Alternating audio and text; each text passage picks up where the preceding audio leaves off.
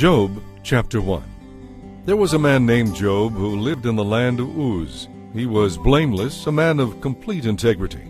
He feared God and stayed away from evil.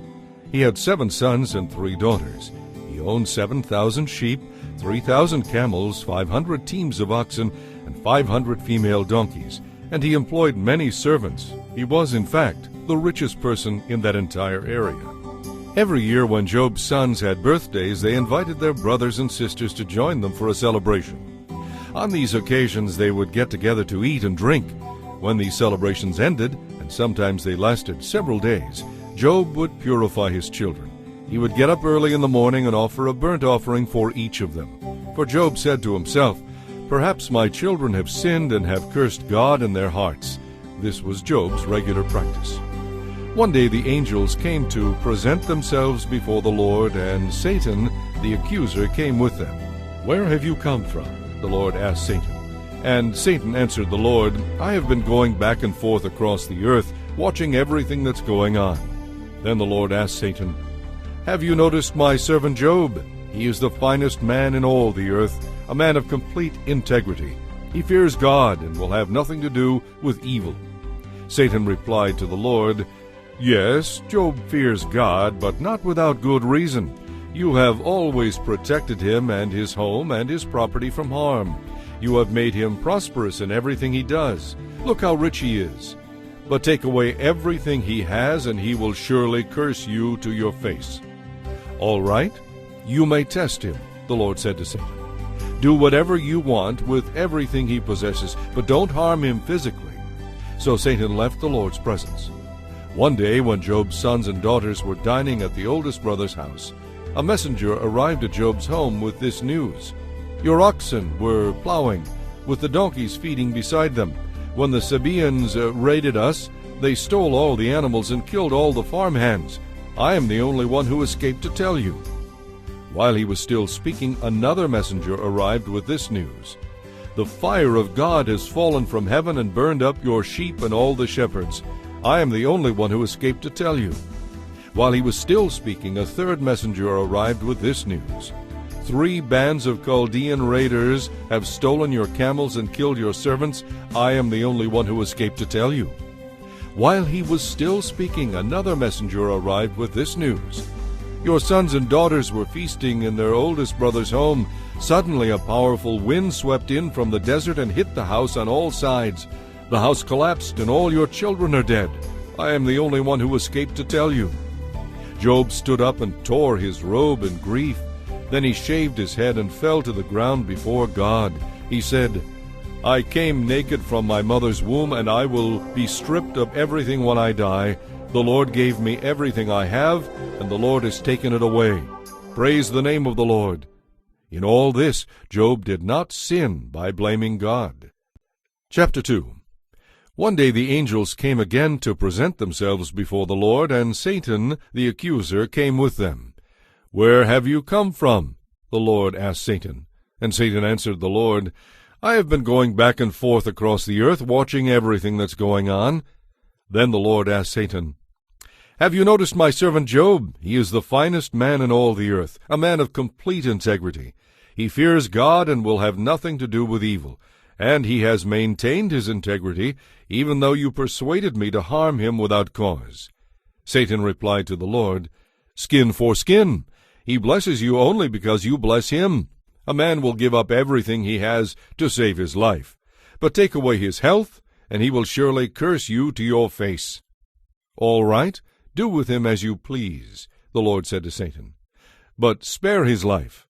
So Satan left the Lord's presence, and he struck Job with a terrible case of boils from head to foot.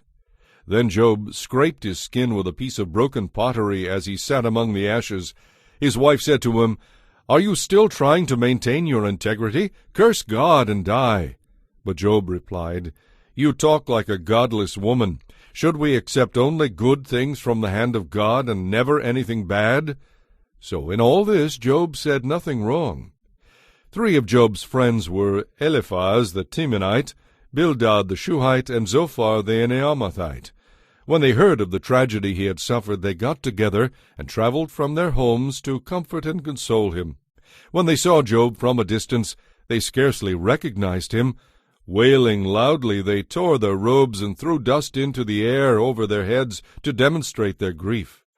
Then they sat on the ground with him for 7 days and nights, and no one said a word, for they saw that his suffering was too great for words.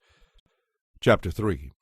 At last Job spoke, and he cursed the day of his birth. He said, Cursed be the day of my birth, and cursed be the night when I was conceived. Let that day be turned to darkness, let it be lost even to God on high, and let it be shrouded in darkness. Yes, let the darkness and utter gloom claim it for its own. Let a black cloud overshadow it, and let the darkness terrify it. Let that night be blotted off the calendar, never again to be counted among the days of the year, never again to appear among the months. Let that night be barren, let it have no joy. Let those who are experts at cursing, those who are ready to rouse the sea monster, curse that day. Let its morning stars remain dark. Let it hope for light, but in vain. May it never see the morning light. Curse it for its failure to shut my mother's womb, for letting me be born to all this trouble. Why didn't I die at birth, as I came from the womb? Why did my mother let me live? Why did she nurse me at her breasts? For if I had died at birth, I would be at peace now, asleep and at rest. I would rest with the world's kings and prime ministers, famous for their great construction projects. I would rest with wealthy princes whose palaces were filled with gold and silver. Why was I not buried like a stillborn child, like a baby who never lives to see the light? For in death the wicked cease from troubling, and the weary are at rest. Even prisoners are at ease in death, with no guards to curse them. Rich and poor are these alike, and the slave is free from his master. Oh, why should light be given to the weary, and life to those in misery? They long for death, and it won't come. They search for death more eagerly than for hidden treasure. It is a blessed relief when they finally die, when they find the grave. Why is life given to those with no future, those destined by God to live in distress? I cannot eat for sighing. My groans pour out like water. What I always feared has happened to me. What I dreaded has come to be. I have no peace, no quietness. I have no rest. Instead, only trouble comes. Chapter 4. Then Eliphaz the Temanite replied to Job, Will you be patient and let me say a word? For who could keep from speaking out? In the past you have encouraged many a troubled soul to trust in God. You have supported those who were weak. Your words have strengthened the fallen. You steadied those who wavered. But now, when trouble strikes, you faint and are broken. Does your reverence for God give you no confidence? Shouldn't you believe that God will care for those who are upright? Stop and think. Does the innocent person perish? When has the upright person been destroyed? My experience shows that those who plant trouble and cultivate evil will harvest the same. They perish by a breath from God. They vanish in a blast of his anger. Though they are fierce young lions, they will all be broken and destroyed. The fierce lion will starve, and the cubs of the lioness will be scattered. This truth was given me in secret, as though whispered in my ear. It came in a vision at night as others slept. Fear gripped me. I trembled and shook with terror. A spirit swept past my face. Its wind sent shivers up my spine. It stopped, but I couldn't see its shape. There was a form before my eyes, and a hushed voice said, Can a mortal be just and upright before God? Can a person be pure before the Creator? If God cannot trust his own angels and has charged some of them with folly, how much less will he trust those made of clay? Their foundation is dust, and they are crushed as easily as moths. They are alive in the morning, but by evening they are dead, gone forever without a trace. Their tent collapses, they die in ignorance. Chapter 5. You may cry for help, but no one listens. You may turn to the angels, but they give you no help. Surely resentment destroys the fool, and jealousy kills the simple. From my experience, I know that fools who turn from God may be successful for the moment, but then comes sudden disaster. Their children are abandoned far from help, with no one to defend them. Their harvests are stolen, and their wealth satisfies the thirst of many others, not themselves. But evil does not spring from the soil, and trouble does not sprout from the earth. People are born for trouble as predictably as sparks fly upward from a fire. My advice to you is this: go to God and present your case to him, for he does great works too marvelous to understand. He performs miracles without number. He gives rain for the earth. He sends water for the fields. He gives prosperity to the poor and humble, and he takes sufferers to safety. He frustrates the plans of the crafty, so their efforts will not succeed. He catches those who will think they are wise in their own cleverness, so that their cunning schemes are thwarted. They grope in the daylight as though they were blind. They see no better in the daytime than at night. He rescues the poor from the cutting words of the strong. He saves them from the clutches of the powerful. And so at last the poor have hope, and the fangs of the wicked are broken. But consider the joy of those corrected by God. Do not despise the chastening of the Almighty when you sin. For though he wounds, he also bandages. He strikes, but his hands also heal. He will rescue you again and again, so that no evil can touch you. He will save you from the death in time of famine, from the power of the sword in time of war. You will be safe from slander, and will have no fear of destruction when it comes. You will laugh at destruction and famine. Wild animals will not terrify you. You will be at peace with the stones of the field, and its wild animals will be at peace with you. You will know that your home is kept safe. When you visit your pastures, nothing will be missing. Your children will be many. Your descendants will be as plentiful as grass. You will live to a good old age. You will not be harvested until the proper time. We have found from experience that all this is true. Listen to my counsel and apply it to yourself. Chapter 6. Then Job spoke again. If my sadness could be weighed and my troubles be put on the scales, they would be heavier than all the sands of the sea. That is why I spoke so rashly. For the Almighty has struck me down with his arrows. He has sent his poisoned arrows deep within my spirit. All God's terrors are arrayed against me. Don't I have a right to complain? Wild donkeys bray when they find no green grass, and oxen low when they have no food. People complain when there is no salt in their food, and how tasteless is the uncooked white of an egg. My appetite disappears when I look at it. I gag at the thought of eating it. Oh, that I might have my request, that God would grant my hope. I wish he would crush me. I wish he would reach out his hand and kill me. At least I can take comfort in this. Despite the pain, I have not denied the words of the Holy One. But I do not have the strength to endure. I do not have a goal that encourages me to carry on. Do I have strength as hard as stone? Is my body made of bronze? No, I am utterly helpless without any chance of success. One should be kind to a fainting friend, but you have accused me without the slightest fear of the Almighty. My brother, you have proved as unreliable as a seasonal brook that overflows its bank in the spring when it is swollen with ice and melting snow. But when the hot weather arrives, the water disappears. The brook vanishes in the heat. The caravans turn aside to be refreshed, but there is nothing there to drink, and so they perish in the desert.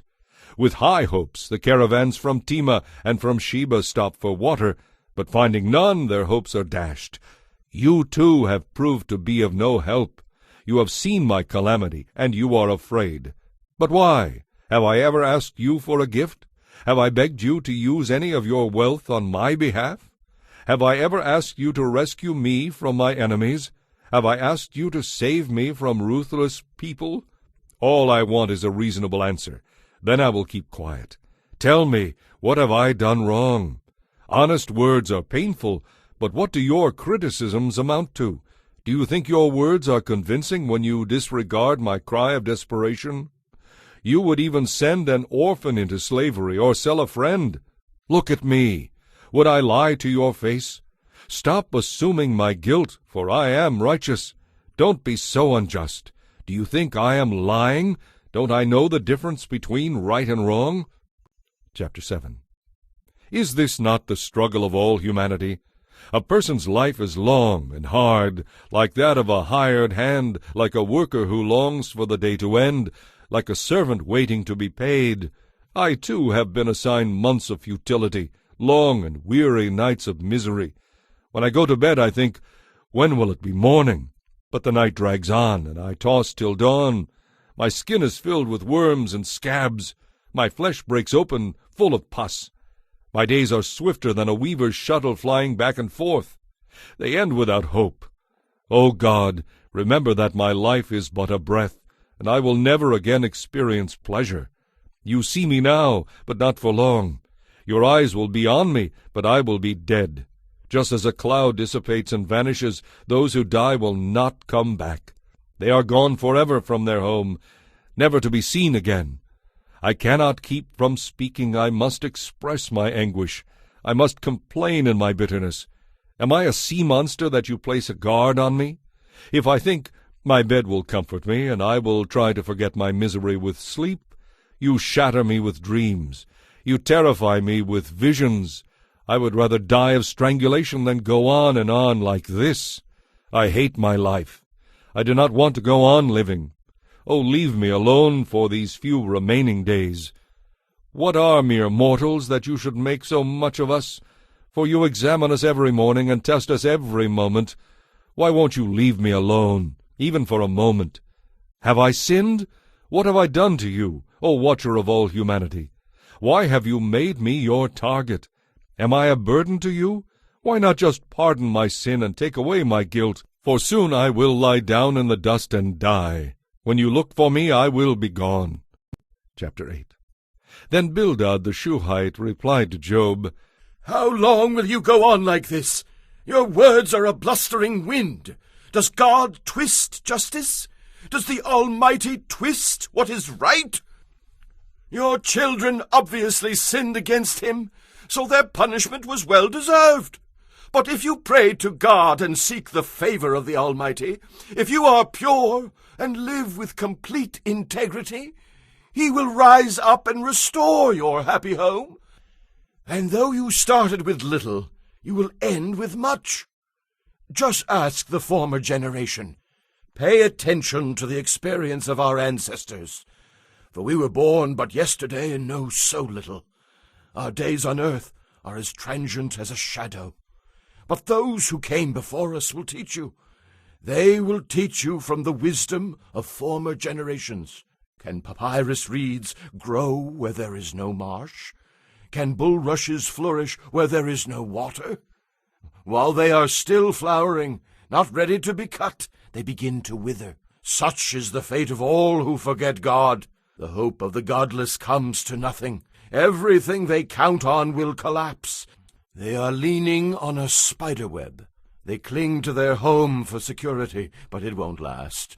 They try to hold it fast, but it will not endure. The godless seems so strong, like a lush plant growing in the sunshine, its branches spreading across the garden. Its roots grow down through a pile of rocks to hold it firm. But when it is uprooted, it isn't even mist. That is the end of its life, and others spring up from the earth to replace it. But look! God will not reject a person of integrity, nor will he make evildoers prosper. He will yet fill your mouth with laughter, and your lips with shouts of joy. Those who hate you will be clothed with shame, and the tent of the wicked will be destroyed. Chapter 9. Then Job spoke again. Yes, I know this is all true in principle, but how can a person be declared innocent in the eyes of God? If someone wanted to take God to court, would it be possible to answer him even once in 1,000 times? For God is so wise and so mighty. For who has ever challenged him successfully? Without warning, he moves the mountains, overturning them in his anger. He shakes the earth from its place, and its foundations tremble. If he commands it, the sun won't rise, and the stars won't shine. He alone has spread out the heavens and marches on the waves of the sea. He made all the stars, the bear, Orion, the Pleiades, and the constellations of the southern sky. His great works are too marvelous to understand. He performs miracles without number. Yet when he comes near, I cannot see him. When he moves on, I do not see him go. If he sends death to snatch someone away, who can stop him? Who dares to ask him, "What are you doing?" And God does not restrain his anger. The mightiest forces against him are crushed beneath his feet. And who am I, that I should try to answer God, or even reason with him? Even if I were innocent, I would have no defense. I could only plead for mercy. And even if I summoned him and he responded, he would never listen to me, for he attacks me without reason, and he multiplies my wounds without cause. He will not let me catch my breath, but fills me instead with bitter sorrows. As for strength, he has it. As for justice, who can challenge him? Though I am innocent, my own mouth would pronounce me guilty. Though I am blameless, it would prove me wicked.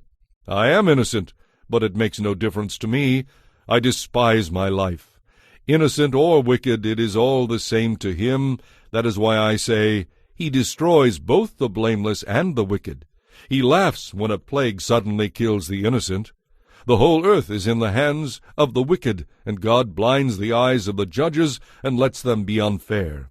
If not he, then who? My life passes more swiftly than a runner. It flees away, filled with tragedy. It disappears like a swift boat, like an eagle that swoops down on its prey. If I decided to forget my complaints, if I decided to end my sadness and be cheerful, I would dread all the pain he would send, for I know you will not hold me innocent, O God. Whatever happens, I will be found guilty. So what's the use of trying? Even if I were to wash myself with soap and cleanse my hands with lye to make them absolutely clean, you would plunge me into a muddy ditch, and I would be so filthy my own clothing would hate me. God is not a mortal like me, so I cannot argue with him or take him to trial. If only there were a mediator who could bring us together, but there is none. The mediator could make God stop beating me, and I would no longer live in terror of his punishment. Then I could speak to him without fear, but I cannot do that in my own strength. Chapter 10. I am disgusted with my life. Let me complain freely. I will speak in the bitterness of my soul. I will say to God, "Don't simply condemn me. Tell me the charge you are bringing against me. What do you gain by oppressing me? Why do you reject me, the work of your own hands, while sending joy and prosperity to the wicked? Are your eyes only those of a human? Do you see things as people see them? Is your lifetime merely human? Is your life so short that you are in a hurry to probe for my guilt, to search for my sin? Although you know I am not guilty, no one can rescue me from your power. You formed me with your hands, you made me, and yet you completely destroy me. Remember that I am made of dust. Will you turn me back to dust so soon? You guided my conception, and formed me in the womb. You clothed me with skin and flesh, and you knit my bones and sinews together. You gave me life and showed me your unfailing love. My life was preserved by your care. Yet your real motive, I know this was your intent, was to watch me, and if I sinned, you would not forgive my iniquity. If I am guilty, too bad for me, and even if I'm innocent, I am filled with shame and misery so that I can't hold my head high. And if I hold my head high, you hunt me like a lion and display your awesome power against me. Again and again you witness against me. You pour out an ever-increasing volume of anger upon me and bring fresh armies against me. Why then did you bring me out of my mother's womb? Why didn't you let me die at birth? Then I would have been spared this miserable existence. I would have gone directly from the womb to the grave.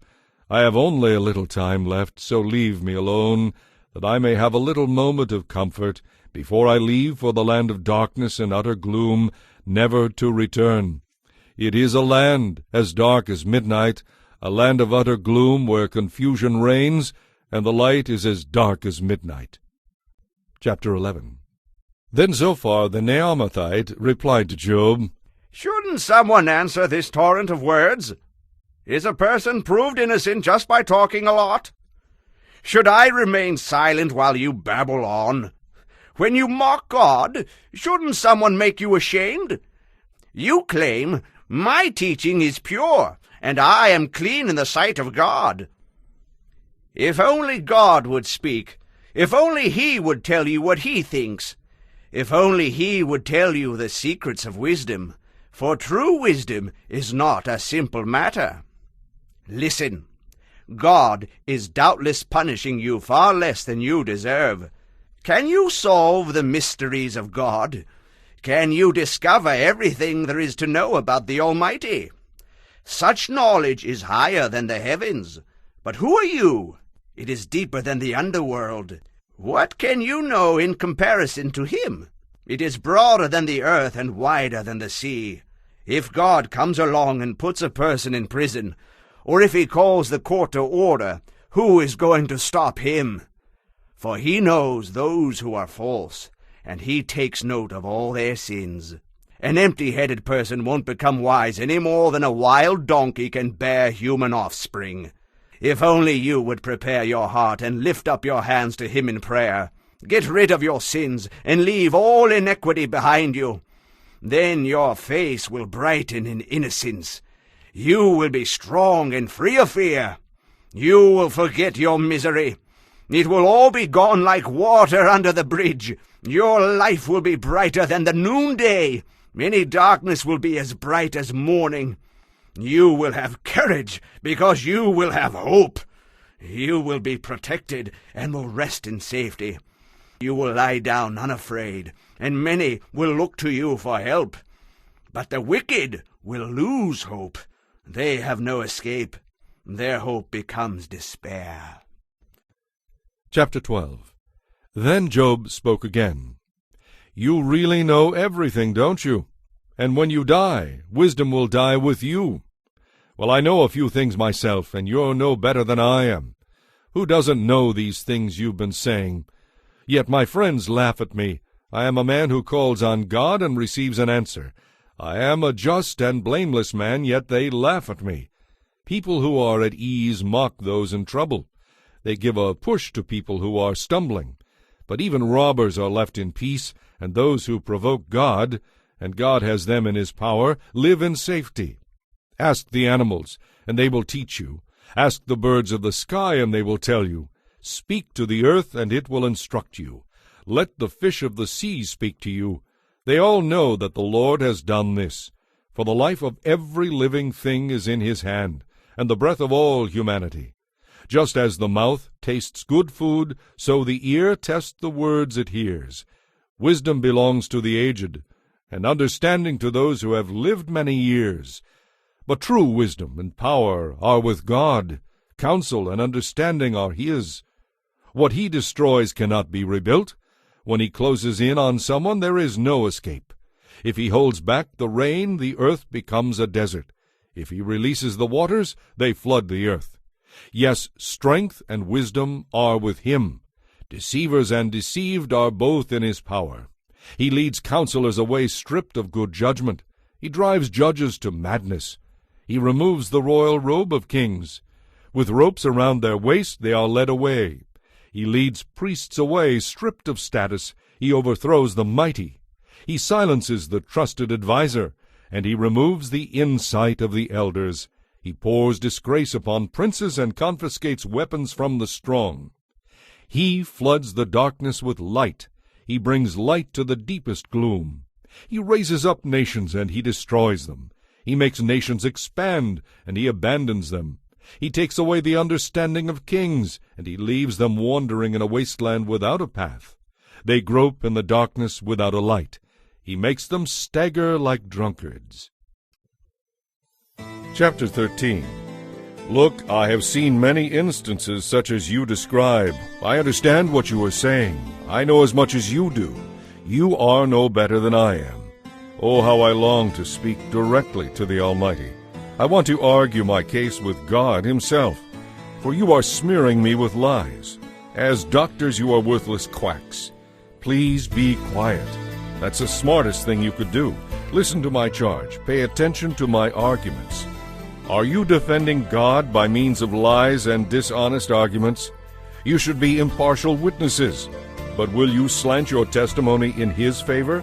Will you argue God's case for Him? Be careful that He doesn't find out what you are doing. Or do you think you can fool Him as easily as you fool people? No, you will be in serious trouble with Him if even in your hearts you slant your testimony in His favor. Doesn't His majesty strike terror into your heart? Does not your fear of Him seize you? Your statements have about as much value as ashes. Your defense is as fragile as a clay pot. Be silent now and leave me alone. Let me speak. I will face the consequences. Yes, I will take my life in my hands and say what I really think. God might kill me, but I cannot wait. I'm going to argue my case with Him. But this is what will save me, that I am not godless. If I were, I would be thrown from His presence. Listen closely to what I am about to say. Hear me out. I have prepared my case. I will be proved innocent. Who can argue with me over this? If you could prove me wrong, I would remain silent until I die. O God, there are two things I beg of you, and I will be able to face you. Remove your hand from me, and don't terrify me with your awesome presence. Now summon me, and I will answer. Or let me speak to you, and you reply. Tell me, what have I done wrong? Show me my rebellion and my sin. Why do you turn away from me? Why do you consider me your enemy? Would you terrify a leaf that is blown by the wind? Would you chase a dry stalk of grass? You write bitter accusations against me and bring up all the sins of my youth. You put my feet in stocks. You watch all my paths. You trace all my footprints.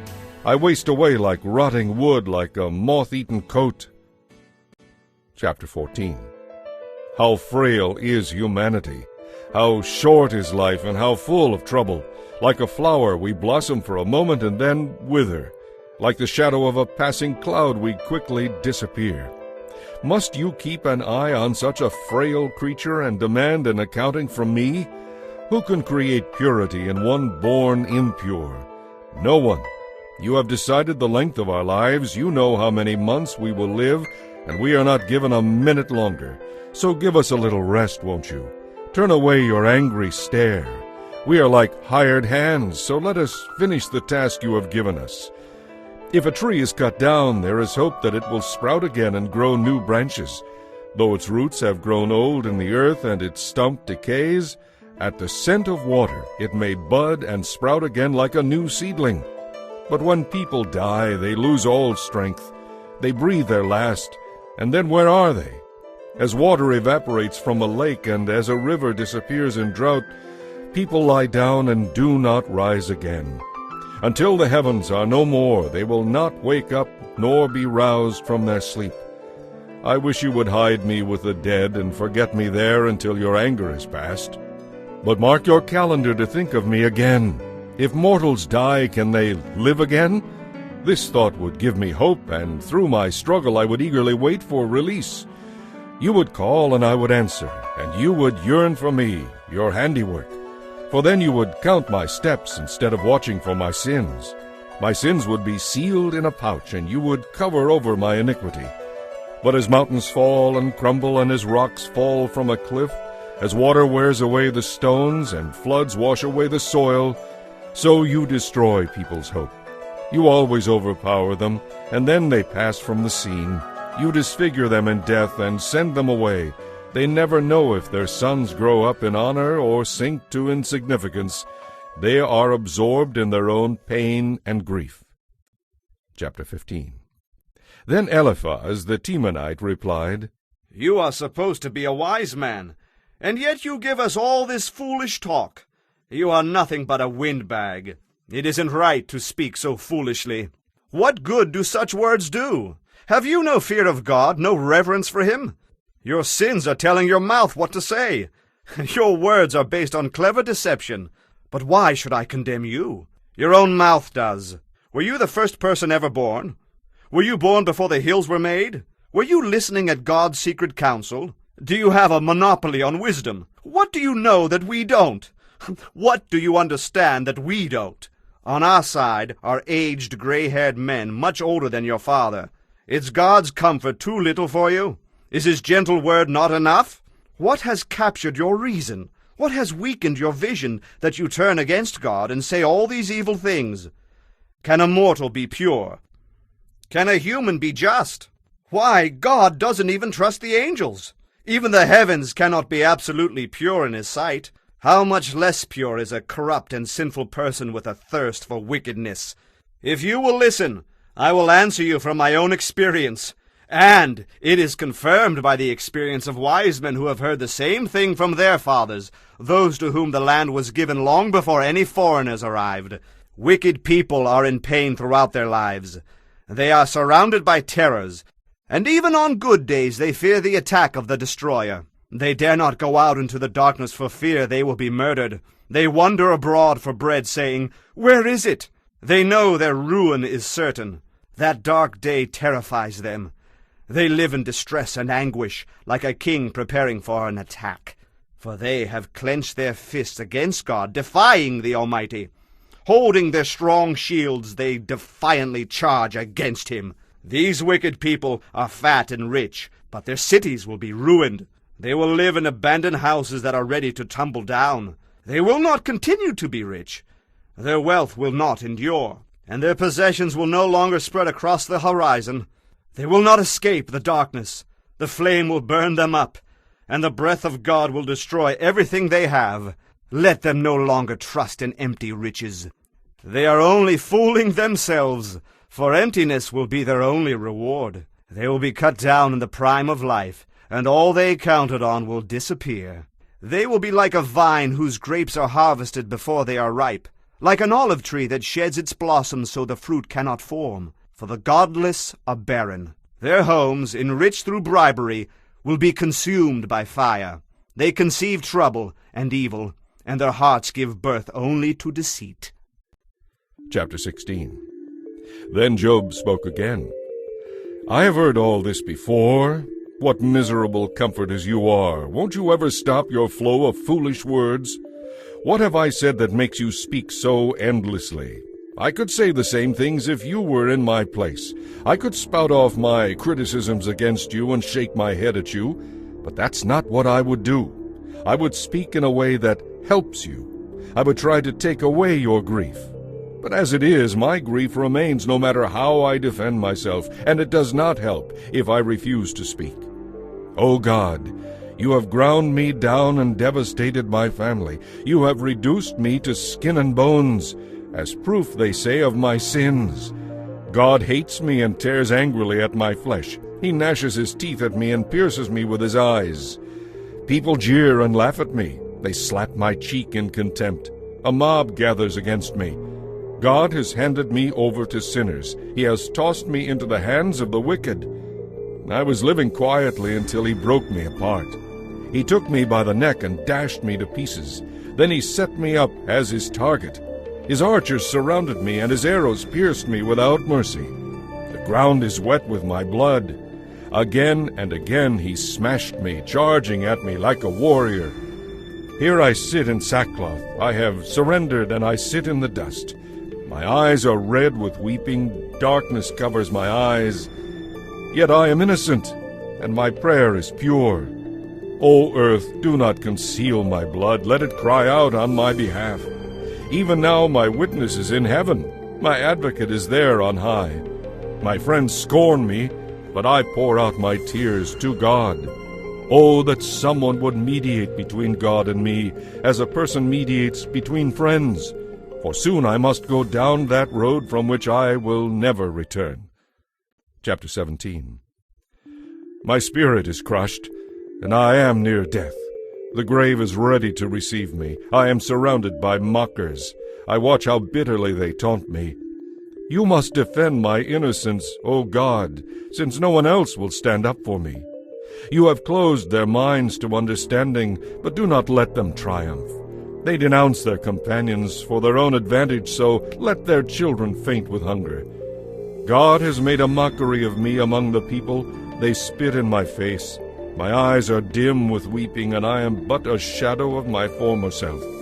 The upright are astonished when they see me. The innocent are aroused against the ungodly. The righteous will move onward and forward, and those with pure hearts will become stronger and stronger. As for all of you, come back and try again, but I will not find a wise man among you. My days are over. My hopes have disappeared. My heart's desires are broken. They say that night is day and day is night, how they pervert the truth. I might go to the grave and make my bed in darkness. And I might call the grave my father, and the worm my mother and my sister. But where then is my hope? Can anyone find it? No, my hope will go down with me to the grave. We will rest together in the dust.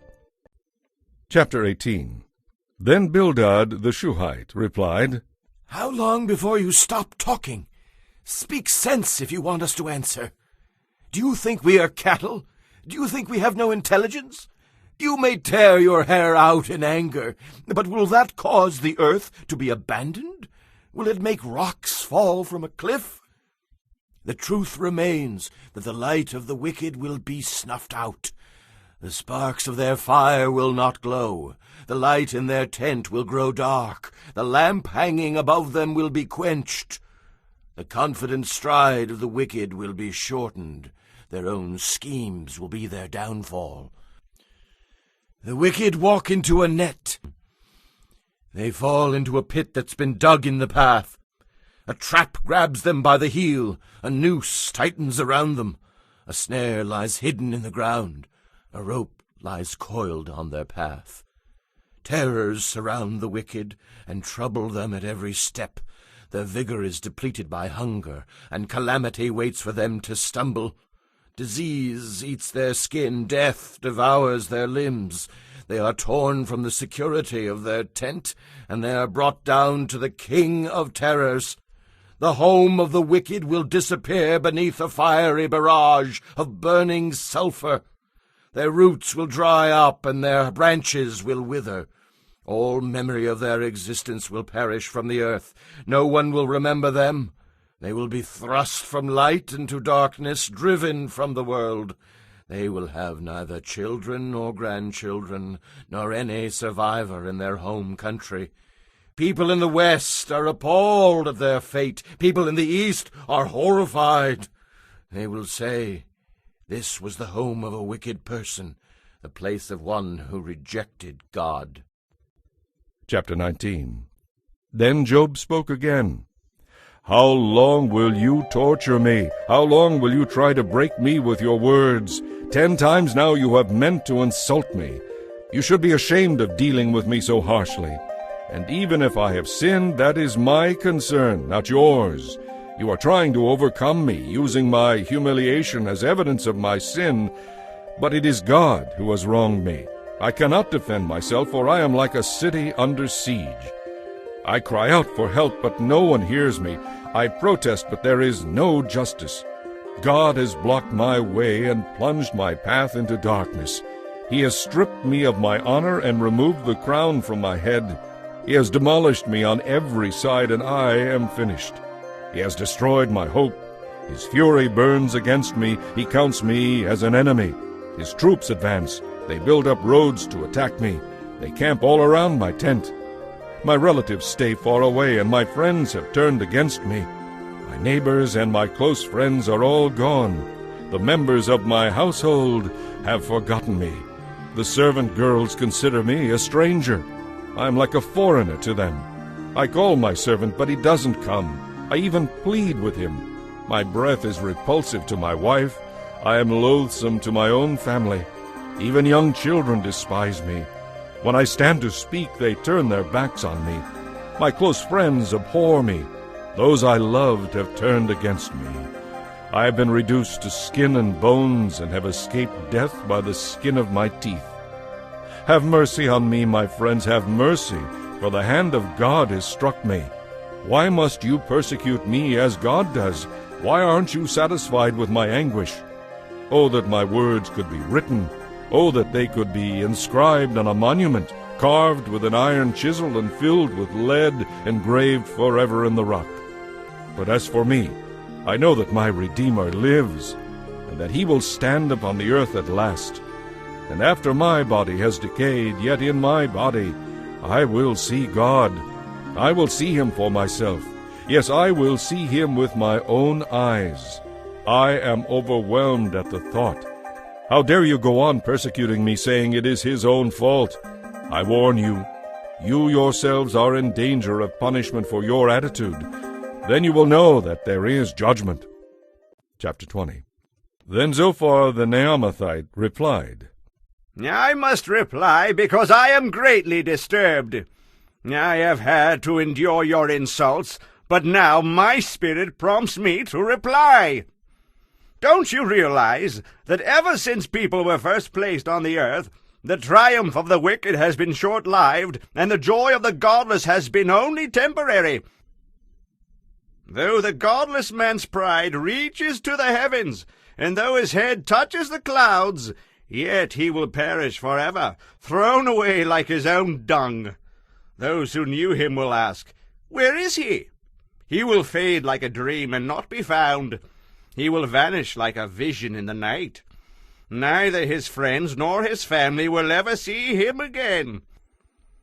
His children will beg from the poor, for he must give back his ill-gotten wealth. He was just a young man, but his bones will lie in the dust. He enjoyed the taste of his wickedness, letting it melt under his tongue. He savored it, holding it long in his mouth. But suddenly the food he has eaten turns sour within him, a poisonous venom in his stomach. He will vomit the wealth he swallowed. God won't let him keep it down. He will suck the poison of snakes. The viper will kill him. He will never again enjoy abundant streams of olive oil or rivers of milk and honey. His labors will not be rewarded. His wealth will bring him no joy, for he oppressed the poor and left them destitute. He foreclosed on their homes. He was always greedy, but never satisfied. Of all the things he dreamed about, nothing remains. Nothing is left after he finishes gorging himself. Therefore his prosperity will not endure. In the midst of plenty he will run into trouble, and disasters will destroy him. May God give him a bellyful of trouble. May God rain down his anger upon him. He will try to escape, but God's arrow will pierce him. The arrow is pulled from his body, and the arrowhead glistens with blood. The terrors of death are upon him. His treasures will be lost in deepest darkness. A wild fire will devour his goods, consuming all he has left. The heavens will reveal his guilt, and the earth will give testimony against him. A flood will sweep away his house. God's anger will descend on him in torrents. This is the fate that awaits the wicked. It is the inheritance decreed by God. Chapter 21. Then Job spoke again. Listen closely to what I am saying. You can console me by listening to me. Bear with me and let me speak. After I have spoken, you may mock me. My complaint is with God, not with people. No wonder I'm so impatient. Look at me and be stunned. Put your hand over your mouth in shock. When I think about what I am saying, I shudder. My body trembles. The truth is that the wicked live to a good old age. They grow old and wealthy.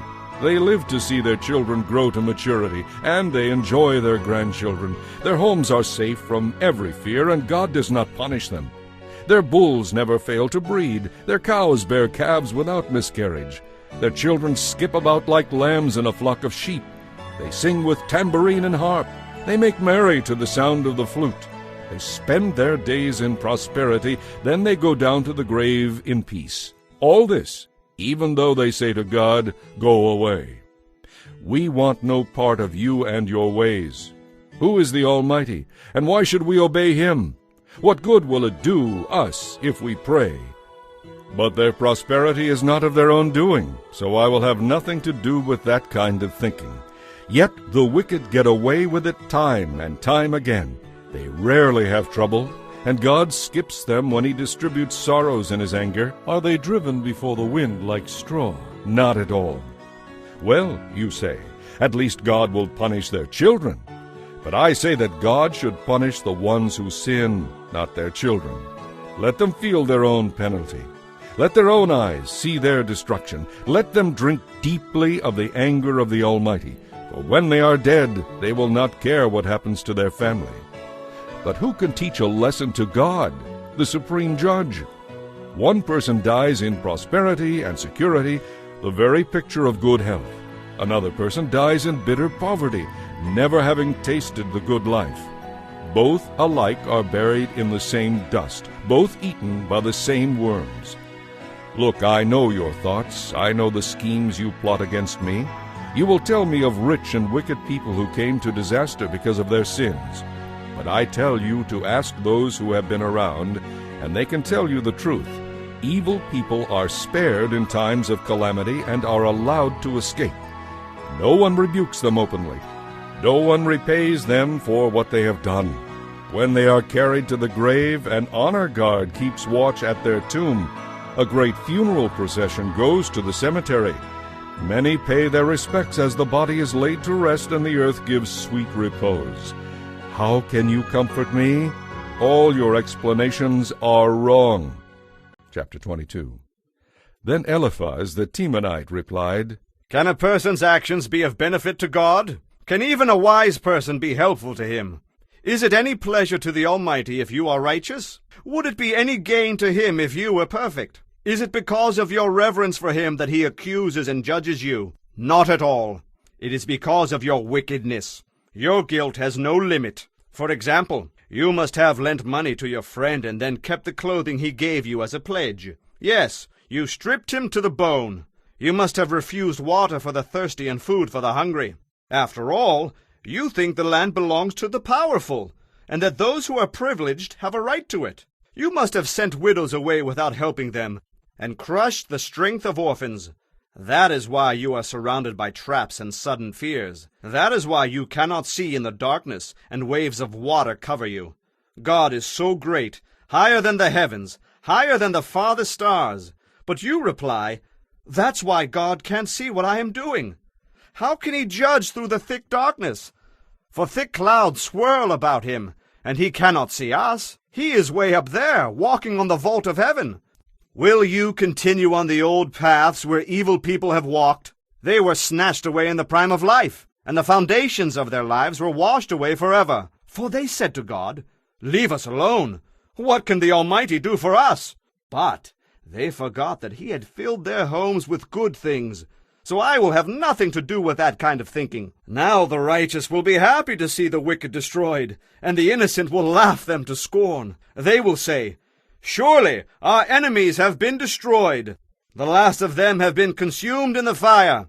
Stop quarreling with God. If you agree with him, you will have peace at last, and things will go well for you. Listen to his instructions, and store them in your heart. If you return to the Almighty and clean up your life, you will be restored. Give up your lust for money, and throw your precious gold into the river. Then the Almighty himself will be your treasure. He will be your precious silver. Then you will delight yourself in the Almighty, and look up to God. You will pray to him, and he will hear you, and you will fulfill your vows to him. Whatever you decide to do will be accomplished, and light will shine on the road ahead of you. If someone is brought low, and you say, Help him up, God will save the downcast. Then even sinners will be rescued by your pure hands. Chapter 23. Then Job spoke again. My complaint today is still a bitter one, and I try hard not to groan aloud. If only I knew where to find God, I would go to his throne and talk with him there. I would lay out my case and present my arguments. Then I would listen to his reply and understand what he says to me. Would he merely argue with me in his greatness? No, he would give me a fair hearing. Fair and honest people can reason with him, so I would be acquitted by my judge.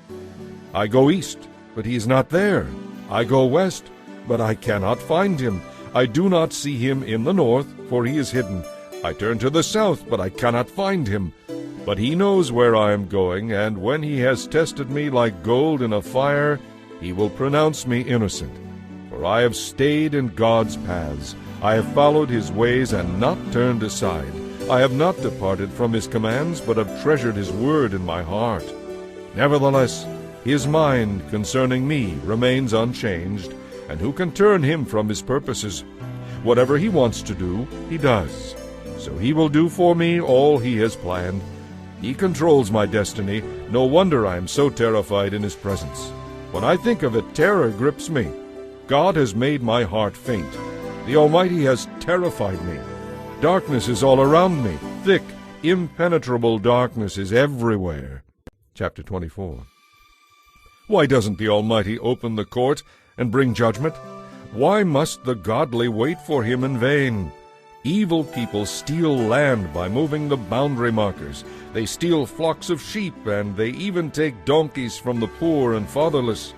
A poor widow must surrender her valuable ox as collateral for a loan.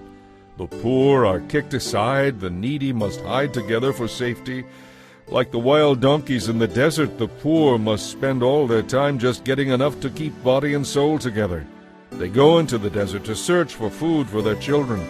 They harvest a field they do not own, and they glean in the vineyards of the wicked. All night they lie naked in the cold, without clothing or covering. They are soaked by mountain showers, and they huddle against the rocks for want of a home. The wicked snatch a widow's child from her breast. They take the baby as a pledge for a loan. The poor must go about naked, without any clothing. They are forced to carry food while they themselves are starving. They press out olive oil without being allowed to taste it, and they tread in the winepress as they suffer from thirst. The groans of the dying rise from the city, and the wounded cry for help, yet God does not respond to their moaning. Wicked people rebel against the light. They refuse to acknowledge its ways. They will not stay in its paths. The murderer rises in the early dawn to kill the poor and needy. At night he is a thief. The adulterer waits for the twilight, for he says, "No one will see me then." He masks his face so no one will know him.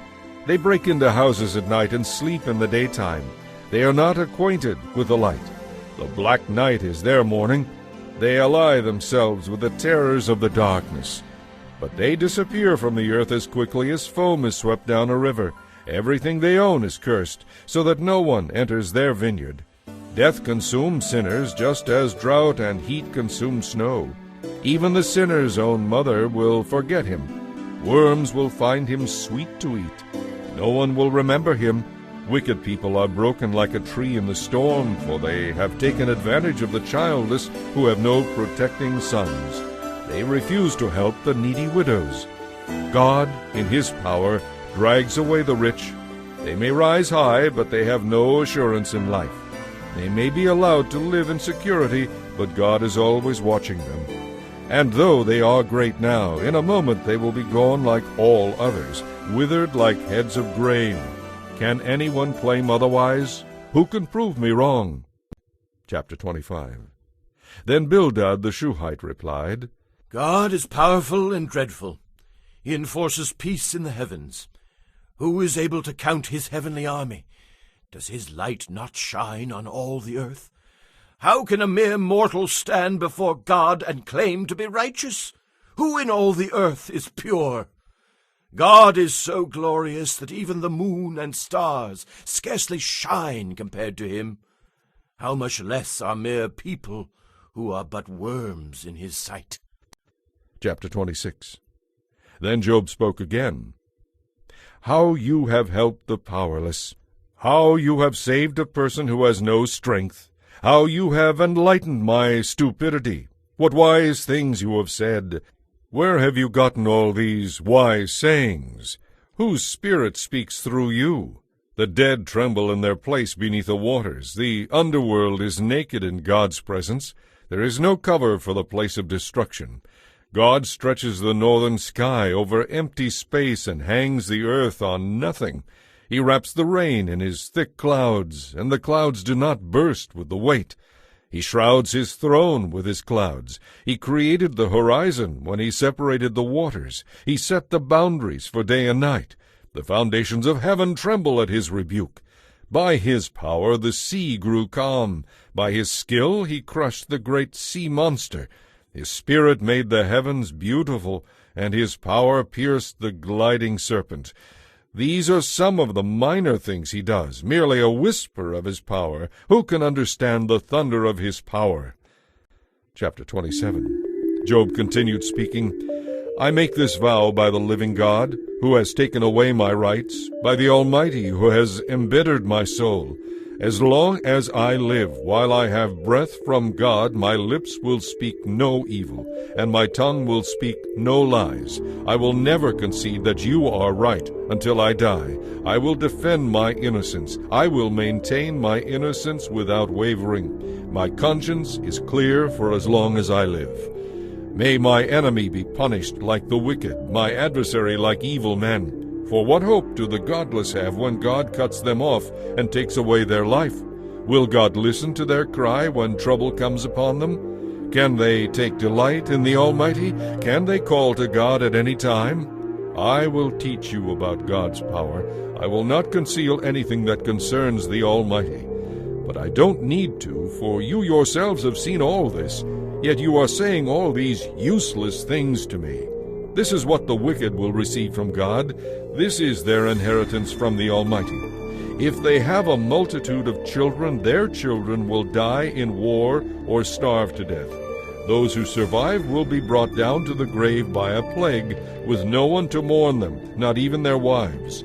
Evil people may have all the money in the world, and they may store away mounds of clothing. But the righteous will wear that clothing, and the innocent will divide all that money.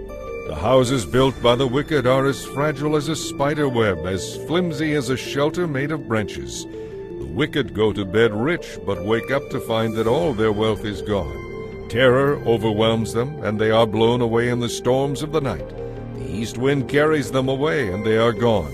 It sweeps them away. It whirls down on them without mercy. They struggle to flee from its power, but everyone jeers at them and mocks them. Chapter 28. People know how to mine silver and refine gold. They know how to dig iron from the earth and smelt copper from stone. They know how to put light into darkness and explore the farthest, darkest regions of the earth as they search for ore. They sink a mine shaft into the earth far from where anyone lives. They descend on ropes, swinging back and forth. Bread comes from the earth, but below the surface the earth is melted as by fire. People know how to find sapphires and gold dust, treasures that no bird of prey can see, no falcon's eye observe, for they are deep within the mines. No wild animal has ever walked upon those treasures, no lion has set his paw there. People know how to tear apart flinty rocks and overturn the roots of mountains. They cut tunnels in the rocks and uncover precious stones. They dam up the trickling streams and bring to light the hidden treasures. But do people know where to find wisdom? Where can they find understanding? No one knows where to find it, for it is not found among the living. It is not here, says the ocean, nor is it here, says the sea. It cannot be bought for gold or silver. Its value is greater than all the gold of Ophir, greater than precious onyx stone or sapphires. Wisdom is far more valuable than gold and crystal. It cannot be purchased with jewels mounted in fine gold. Coral and valuable rock crystal are worthless in trying to get it. The price of wisdom is far above pearls. Topaz from Ethiopia cannot be exchanged for it. Its value is greater than the purest gold. But do people know where to find wisdom? Where can they find understanding? For it is hidden from the eyes of all humanity. Even the sharp-eyed birds in the sky cannot discover it. But destruction and death say, "We have heard a rumor of where wisdom can be found." God surely knows where it can be found, for he looks throughout the whole earth under all the heavens. He made the winds blow and determined how much rain should fall. He made the laws of the rain and prepared a path for the lightning. Then when he had done all this, he saw wisdom and measured it. He established it and examined it thoroughly. And this is what he says to all humanity: the fear of the Lord is true wisdom. To forsake evil is real understanding. Chapter 29. Job continued speaking. I long for the years gone by when God took care of me, when he lighted the way before me, and I walked safely through the darkness. In my early years, the friendship of God was felt in my home. The Almighty was still with me, and my children were around me. In those days, my cows produced milk in abundance, and my olive groves poured out streams of olive oil. Those were the days when I went to the city gate and took my place among the honored leaders. The young stepped aside when they saw me, and even the aged rose in respect at my coming. The princes stood in silence and put their hands over their mouths. The highest officials of the city stood quietly, holding their tongues in respect. All who heard of me praised me. All who saw me spoke well of me, for I helped the poor in their need and the orphans who had no one to help them. I helped those who had lost hope, and they blessed me, and I caused the widows' hearts to sing for joy. All I did was just and honest. Righteousness covered me like a robe, and I wore justice like a turban. I served as eyes for the blind and feet for the lame. I was a father to the poor and made sure that even strangers received a fair trial. I broke the jaws of godless oppressors and made them release their victims. I thought, surely I will die surrounded by my family after a long, good life. For I am like a tree whose roots reach the water, whose branches are refreshed with the dew. New honors are constantly bestowed on me, and my strength is continually renewed. Everyone listened to me and valued my advice. They were silent as they waited for me to speak. And after I spoke, they had nothing to add, for my counsel satisfied them. They longed for me to speak as they longed for rain. They waited eagerly, for my words were as refreshing as the spring rain. When they were discouraged, I smiled at them. My look of approval was precious to them. I told them what they should do and presided over them as their chief. I lived as a king among his troops and as one who comforts those who mourn. Chapter 30. But now I am mocked by those who are younger than I, by young men whose fathers are not worthy to run with my sheepdogs. A lot of good they are to me, those worn-out wretches. They are gaunt with hunger and flee to the deserts and the wastelands, desolate and gloomy. They eat coarse leaves and they burn the roots of shrubs for heat. They are driven from civilization, and people shout after them as if they were thieves. So now they live in frightening ravines and in caves and among the rocks. They sound like animals as they howl among the bushes. They huddle together for shelter beneath the nettles. They are nameless fools, outcasts of civilization. And now their sons mock me with their vulgar song. They taunt me, they despise me, and won't come near me except to spit in my face. For God has cut the cords of my tent.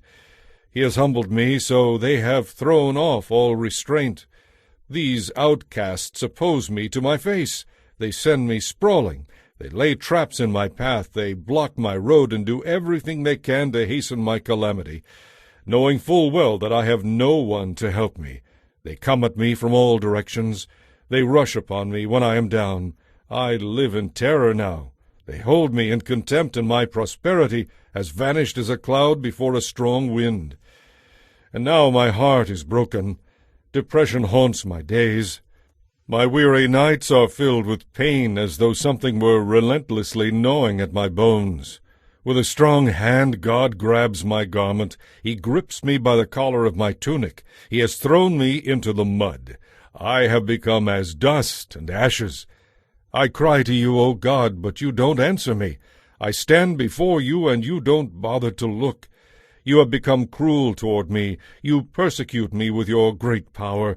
You throw me into the whirlwind and destroy me in the storm, and I know that you are sending me to my death, the destination of all who live. Surely no one would turn against the needy when they cry for help. Did I not weep for those in trouble? Was I not deeply grieved for the needy? So I looked for good, but evil came instead. I waited for the light, but darkness fell. My heart is troubled and restless. Days of affliction have come upon me. I walk in gloom without sunlight. I stand in the public square and cry for help. But instead I am considered a brother to jackals and a companion to ostriches. My skin is turned dark, and my bones burn with fever. My harp plays sad music, and my flute accompanies those who weep. Chapter 31. I made a covenant with my eyes not to look with lust upon a young woman. What has God above chosen for us? What is our inheritance from the Almighty on high? It is calamity for the wicked, misfortune for those who do evil. He sees everything I do and every step I take. Have I lied to anyone or deceived anyone? Let God judge me on the scales of justice, for he knows my integrity. If I have stayed from his pathway, or if my heart has lusted for what my eyes have seen, or if I am guilty of any other sin, then let someone else harvest the crops I have planted, and let all that I have planted be uprooted. If my heart has been seduced by a woman, or if I have lusted for my neighbor's wife, then may my wife belong to another man. May other men sleep with her. For lust is a shameful sin, a crime that should be punished. It is a devastating fire that destroys to hell. It would wipe out everything I own. If I have been unfair to my male or female servants, if I have refused to hear their complaints, how could I face God? What could I say when he questioned me about it? For God created both me and my servants. He created both of us. Have I refused to help the poor, or crushed the hopes of widows who look to me for help? Have I been stingy with my food and refused to share it with hungry orphans? No. From childhood I have cared for orphans, and all my life I have cared for widows. Whenever I saw someone who was homeless and without clothes, did they not praise me for providing wool clothing to keep them warm? If my arm has abused an orphan because I thought I could get away with it, then let my shoulder be wrenched out of place. Let my arm be torn from its socket. That would be better than facing the judgment sent by God, for if the majesty of God opposes me, what hope is there? Have I put my trust in money or felt secure because of my gold? Does my happiness depend on my wealth and all that I own? Have I looked at the sun shining in the skies, or the moon walking down its silver pathway, and been secretly enticed in my heart to worship them? If so, I should be punished by the judges, for it would mean I had denied the God of heaven. Have I ever rejoiced when my enemies came to ruin, or become excited when harm came their way? No, I have never cursed anyone or asked for revenge. My servants have never let others go hungry. I have never turned away a stranger, but have opened my doors to everyone. Have I tried to hide my sins as people normally do, hiding my guilt in a closet? Have I feared the crowd and its contempt, so that I refused to acknowledge my sin and would not go outside? If only I had someone who would listen to me and try to see my side. Look, I will sign my name to my defense. Let the Almighty show me that I am wrong. Let my accuser write out the charges against me. I would face the accusation proudly. I would treasure it like a crown, for I would tell him exactly what I have done. I would come before him like a prince. If my land accuses me and all its furrows weep together, or if I have stolen its crops or murdered its owners, then let thistles grow on that land instead of wheat, and weeds instead of barley. Job's words are ended. Chapter 32. Job's 3 friends refused to reply further to him because he kept insisting on his innocence. Then Elihu, son of Barachel the Buzite, of the clan of Ram, became angry. He was angry because Job refused to admit that he had sinned and that God was right in punishing him. He was also angry with Job's 3 friends because they had condemned God by their inability to answer Job's arguments. Elihu had waited for the others to speak because they were older than he. But when he saw that they had no further reply, he spoke out angrily. Elihu, son of Barachel the Buzite, said, I am young and you are old, so I held back and did not dare to tell you what I think. I thought those who are older should speak, for wisdom comes with age. Surely it is God's Spirit within people, the breath of the Almighty within them, that makes them intelligent. But sometimes the elders are not wise. Sometimes the aged do not understand justice. So listen to me and let me express my opinion. I have waited all this time, listening very carefully to your arguments, listening to you grope for words. I have listened, but not one of you has refuted Job or answered his arguments. And don't tell me he is too wise for us. Only God can convince him. If Job had been arguing with me, I would not answer with that kind of logic. You sit there baffled with no further response. Should I continue to wait, now that you are silent? Must I also remain silent? No. I will say my piece. I will speak my mind. I surely will. For I am pent up and full of words, and the spirit within me urges me on. I am like a wine cask without a vent. My words are ready to burst out. I must speak to find relief. So let me give my answers. I won't play favorites or try to flatter anyone. And if I tried, my Creator would soon do away with me. Chapter 33.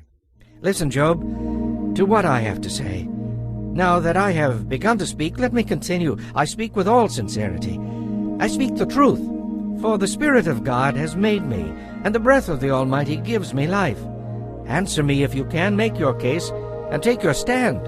Look, you and I are the same before God. I too was formed from clay, so you don't need to be afraid of me. I am not some great person to make you nervous and afraid. You have said it in my hearing. I have heard your very words. You said, I am pure. I am innocent. I have not sinned. God is picking a quarrel with me, and he considers me to be his enemy. He puts my feet in the stocks and watches every move I make. In this you are not right, and I will show you why. As you yourself have said, God is greater than any person. So why are you bringing a charge against him? You say, he does not respond to people's complaints. But God speaks again and again, though people do not recognize it. He speaks in dreams, in visions of the night, when deep sleep falls on people as they lie in bed. He whispers in their ear and terrifies them with his warning. He causes them to change their minds. He keeps them from pride.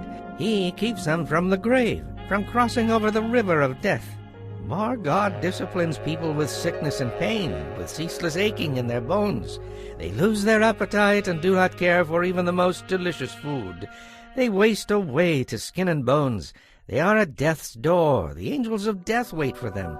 But if a special messenger from heaven is there to intercede for a person, to declare that he is upright, God will be gracious and say, set him free. Do not make him die, for I have found a ransom for his life.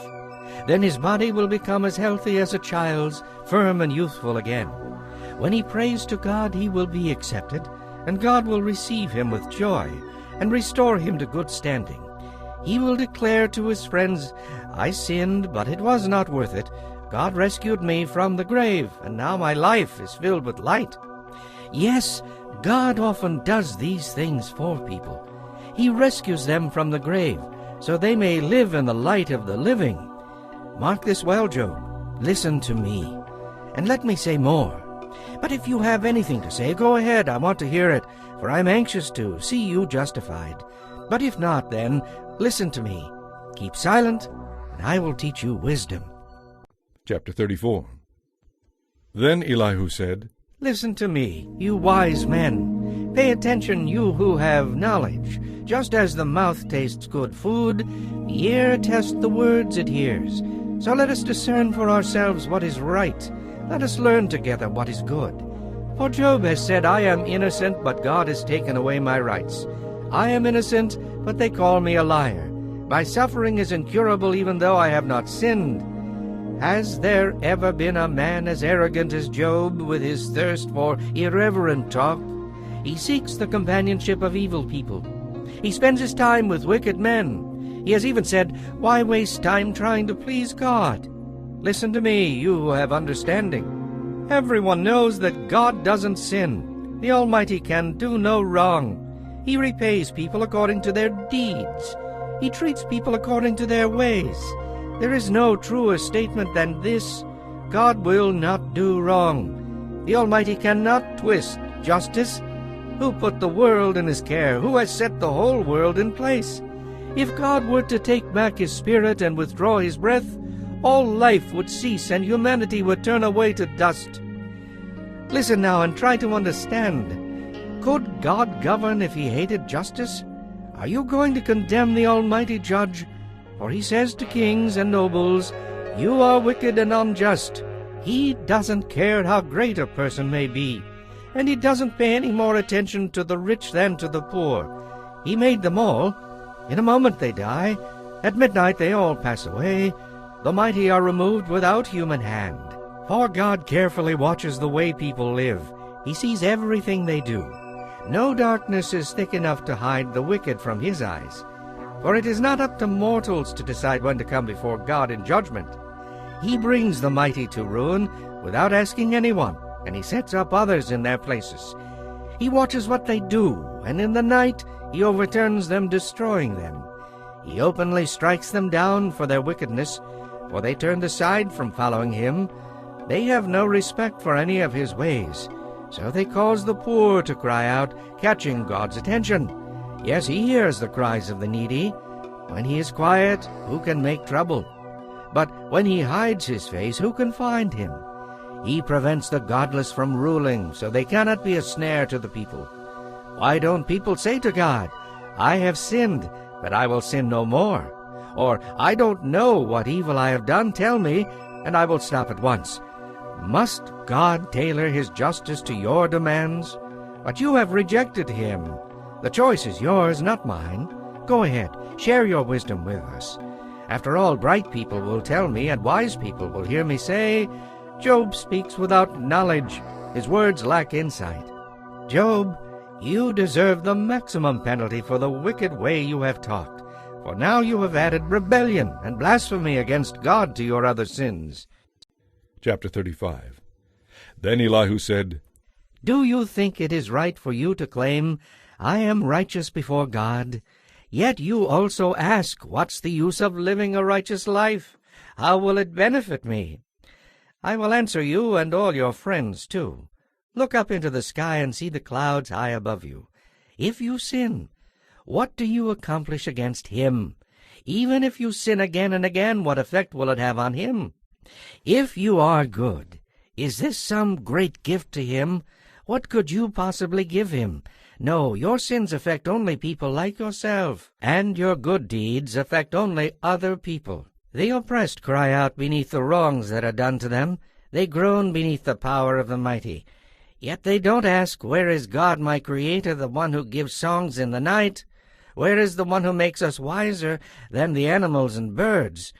And if they do cry out, and God does not answer, it is because of their pride. But it is wrong to say God doesn't listen, to say the Almighty isn't concerned. And it is even more false to say he doesn't see what is going on. He will bring about justice if you will only wait. But do you cry out against him because he does not respond in anger? Job, you have protested in vain. You have spoken like a fool. Chapter 36. Elihu continued speaking. Let me go on, and I will show you the truth of what I am saying, for I have not finished defending God. I will give you many illustrations of the righteousness of my Creator. I am telling you the honest truth, for I am a man of well-rounded knowledge. God is mighty, yet he does not despise anyone. He is mighty in both power and understanding. He does not let the wicked live, but gives justice to the afflicted. His eyes never leave the innocent, but he establishes and exalts them with kings forever. If troubles come upon them and they are enslaved and afflicted, he takes the trouble to show them the reason. He shows them their sins, for they have behaved proudly. He gets their attention and says they must turn away from evil. If they listen and obey God, then they will be blessed with prosperity throughout their lives. All their years will be pleasant. But if they refuse to listen to him, they will perish in battle and die from lack of understanding. For the godless are full of resentment. Even when he punishes them, they refuse to cry out to him for help. They die young after wasting their lives in immoral living. But by means of their suffering, he rescues those who suffer, for he gets their attention through adversity. God has led you away from danger, giving you freedom. You have prospered in a wide and pleasant valley, but you are too obsessed with judgment on the godless. Don't worry, justice will be upheld. But watch out, or you may be seduced with wealth. Don't let yourself be bribed into sin. Could all your wealth and mighty efforts keep you from distress? Do not long for the cover of night, for that is when people will be destroyed. Be on guard. Turn back from evil, for it was to prevent you from getting into a life of evil that God sent this suffering. Look, God is all-powerful. Who is a teacher like him? No one can tell him what to do. No one can say to him, "You have done wrong." Instead, glorify his mighty works, singing songs of praise. Everyone has seen these things, but only from a distance. Look, God is exalted beyond what we can understand. His years are without number. He draws up the water vapor and then distills it into rain. The rain pours down from the clouds, and everyone benefits from it. Can anyone really understand the spreading of the clouds and the thunder that rolls forth from heaven? See how he spreads the lightning around him, and how it lights up the depths of the sea. By his mighty axe he governs the people, giving them food in abundance. He fills his hands with lightning bolts. He hurls each at its target. The thunder announces his presence. The storm announces his indignant anger. Chapter 37. My heart pounds as I think of this. It leaps within me. Listen carefully to the thunder of God's voice as it rolls from his mouth. It rolls across the heavens, and his lightning flashes out in every direction. Then comes the roaring of the thunder, the tremendous voice of his majesty. He does not restrain the thunder when he speaks. God's voice is glorious in the thunder. We cannot comprehend the greatness of his power. He directs the snow to fall on the earth and tells the rain to pour down. Everyone stops working at such a time so they can recognize his power. The wild animals hide in the rocks or in their dens. The stormy wind comes from its chamber, and the driving winds bring the cold. God's breath sends the ice, freezing wide expanses of water. He loads the clouds with moisture, and they flash with his lightning. The clouds turn around and around under his direction. They do whatever he commands throughout the earth. He causes things to happen on earth, either as a punishment or as a sign of his unfailing love. Listen, Job. Stop and consider the wonderful miracles of God.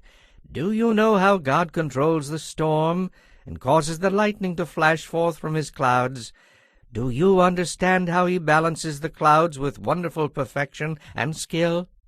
When you are sweltering in your clothes, and the south wind dies down and everything is still, he makes the skies reflect the heat like a giant mirror. Can you do that? You think you know so much, so teach the rest of us what to say to God. We are too ignorant to make our own arguments. Should God be told that I want to speak? Can we speak when we are confused? We cannot look at the sun, for it shines brightly in the sky when the wind clears away the clouds. Golden splendor comes from the mountain of God. He is clothed in dazzling splendor. We cannot imagine the power of the Almighty, yet he is so just and merciful that he does not oppress us. No wonder people everywhere fear him. People who are truly wise show him reverence. Chapter 38. Then the Lord answered Job from the whirlwind. Who is this that questions my wisdom with such ignorant words? Brace yourself, because I have some questions for you, and you must answer them. Where were you when I laid the foundations of the earth? Tell me, if you know so much. Do you know how its dimensions were determined, and who did the surveying? What supports its foundations, and who laid its cornerstone as the morning stars sang together, and all the angels shouted for joy? Who defined the boundaries of the sea as it burst from the womb, and as I clothed it with clouds and thick darkness? For I locked it behind barred gates, limiting its shores. I said, Thus far and no farther will you come. Here your proud waves must stop. Have you ever commanded the morning to appear, and caused the dawn to rise in the east? Have you ever told the daylight to spread to the ends of the earth, to bring an end to the night's wickedness? For the features of the earth take shape as the light approaches, and the dawn is robed in red. The light disturbs the haunts of the wicked, and it stops the arm that is raised in violence. Have you explored the springs from which the seas come? Have you walked about and explored their depths? Do you know where the gates of death are located? Have you seen the gates of utter gloom? Do you realize the extent of the earth? Tell me about it if you know. Where does the light come from? Where does the darkness go? Can you take it to its home? Do you know how to get there? But of course you know all this, for you were born before it was all created, and you are so very experienced. Have you visited the treasuries of the snow? Have you seen where the hail is made and stored? I have reserved it for the time of trouble, for the day of battle and war. Where is the path to the origin of light? Where is the home of the east wind? Who created a channel for the torrents of rain? Who laid out the path for the lightning? Who makes the rain fall on barren land, in a desert where no one lives? Who sends the rain that satisfies the parched ground and makes the tender grass spring up? Does the rain have a father? Where does dew come from? Who is the mother of the ice? Who gives birth to the frost from the heavens? For the water turns to ice as hard as rock, and the surface of the water freezes. Can you hold back the movements of the stars? Are you able to restrain the Pleiades or Orion? Can you ensure the proper sequence of the seasons, or guide the constellation of the Bear with her cubs across the heavens? Do you know the laws of the universe and how God rules the earth? Can you shout to the clouds and make it rain? Can you make lightning appear and cause it to strike as you direct it? Who gives intuition and instinct? Who is wise enough to count all the clouds? Who can tilt the water jars of heaven, turning the dry dust to clumps of mud? Can you stalk prey for a lioness and satisfy the young lion's appetites as they lie in their dens or crouch in the thicket? Who provides food for the ravens when their young cry out to God as they wander about in hunger? Chapter 39. Do you know when the mountain goats give birth? Have you watched as the wild deer are born? Do you know how many months they carry their young? Are you aware of the time of their delivery? They crouch down to give birth to their young and deliver their offspring. Their young grow up in the open fields. They leave their parents and never return. Who makes the wild donkey wild? I have placed it in the wilderness. Its home is the wasteland. It hates the noise of the city, and it has no driver to shout at it. The mountains are its pasture land, where it searches for every blade of grass. Will the wild ox consent to be tamed? Will it stay in your stall? Can you hitch a wild ox to a plow? Will it plow a field for you? Since it is so strong, can you trust it? Can you go away and trust the ox to do your work? Can you rely on it to return, bringing your grain to the threshing floor? The ostrich flaps her wings grandly, but they are no match for the feathers of the stork. She lays her eggs on top of the earth, letting them be warmed in the dust. She doesn't worry that a foot might crush them or that wild animals might destroy them. She is harsh toward her young, as if they were not her own. She is unconcerned, though they die, for God has deprived her of wisdom. He has given her no understanding. But whenever she jumps up to run, she passes the swiftest horse with its rider. Have you given the horse its strength, or clothed its neck with a flowing mane? Did you give it the ability to leap forward like a locust? Its majestic snorting is something to hear. It paws the earth and rejoices in its strength. When it charges to war, it is unafraid, does not run from the sword. The arrows rattle against it, and the spear and javelin flash. Fiercely it paws the ground and rushes forward into battle when the trumpet blows. It snorts at the sound of the bugle. It senses the battle even at a distance. It quivers at the noise of battle and the shout of the captain's commands. Are you the one who makes the hawk soar and spread its wings to the south? Is it at your command that the eagle rises to the heights to make its nest? It lives on the cliffs, making its home on a distant rocky crag. For there it hunts its prey, keeping watch with piercing eyes.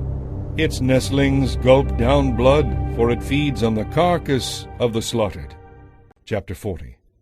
Then the Lord said to Job, Do you still want to argue with the Almighty? You are God's critic, but do you have the answers? Then Job replied to the Lord, I am nothing. How could I ever find the answers? I will put my hand over my mouth in silence. I have said too much already. I have nothing more to say.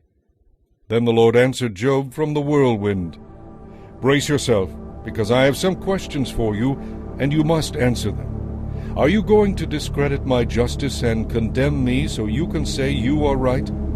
Are you as strong as God, and can you thunder with a voice like his? All right then, put on your robes of state, your majesty and splendor. Give vent to your anger, let it overflow against the proud.